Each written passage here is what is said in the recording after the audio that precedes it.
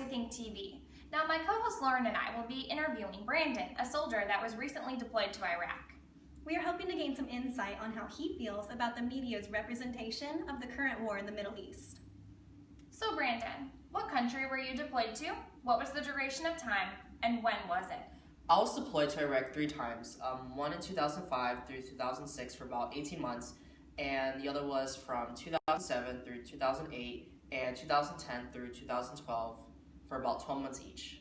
Interesting. All right, and do you feel like the major news media outlets tend to focus more on the negative aspects of the war or the positive aspects? I do feel that the mainstream media tends to focus on the negative aspects of our engagement in Iraq.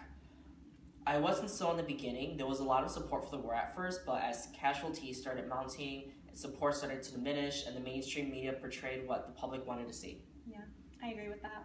Yeah, I definitely agree with that. It's sad how our support diminishes that quickly. Do you ever feel like there is equal and accurate representations of the war from one news station to another? And which one do you typically go to watch your news? This is a difficult question as things have changed over time. In the beginning of the war, Fox News seemed to be the most fair and accurate news agency that I observed, and I told my parents when I left my first deployment that they should watch Fox News.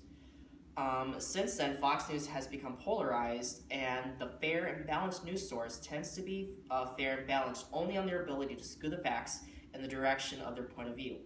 Today, I tend to get my news from networks news coverage like ABC, CBS, and NBC.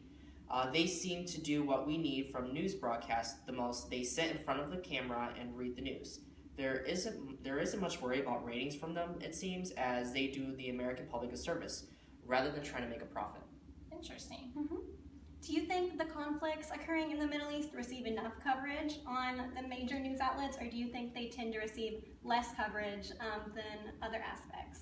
I think the major news outlets cover too much of all topics. They tend to fill a lot of the airspace with commentary of which is entertaining but not educational. The news media should be educating the American public of the current events rather than entertaining the American public with current events. It is true that conflicts in the Middle East seem to receive less coverage than at the beginning of the war. And if they do cover it, tends to be negative and horrible events that get coverage. There was very little about Iraq's first free election except for car bombs going off, little coverage about how the people of Iraq braved car bombs to vote for the first time.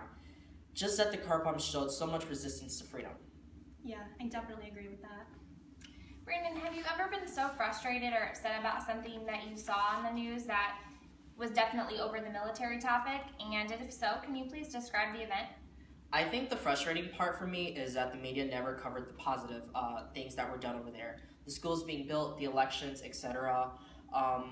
I know that a lot of things didn't go according to plan, but the media could have covered these things, which would have taken a lot of power away from the insurgencies by covering good human interest stories. Instead of, they gave the insurgencies another weapon by turning public support against the conflict.